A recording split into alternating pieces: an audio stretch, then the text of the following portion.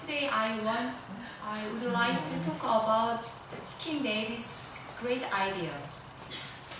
King David had his own house in the city of Jerusalem.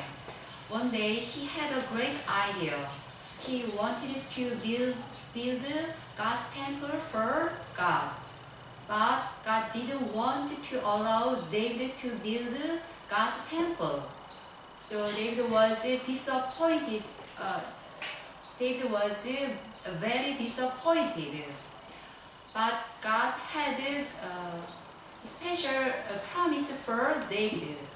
God wanted to make David a great and famous king, and his family kings forever.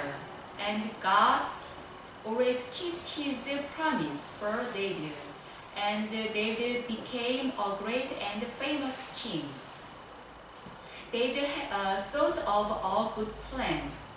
He couldn't build God's temple, but he could get things ready. That was a great idea. He brought big stones, best wood, silver, iron, bronze, gold, and jewels. And he gathered the people who looked after God's temple. They were the family of the Levi,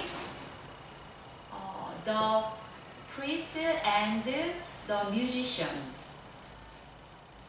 Everything was ready, and David was so happy.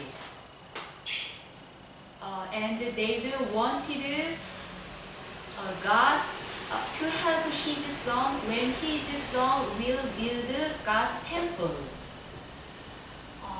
When I read this story, I realized that I wanted to be a David who accepted and obeyed God's negative answer.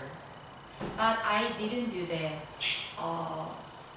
When I had a good plan for Jesus, and then Jesus didn't want to allow God didn't want to allow my good plan. I was disappointed and I was angry with him. So when I read this story, I made a decision that I accept and obey God's positive answer, even more God's negative answer. Thank you. Thanks, Tony.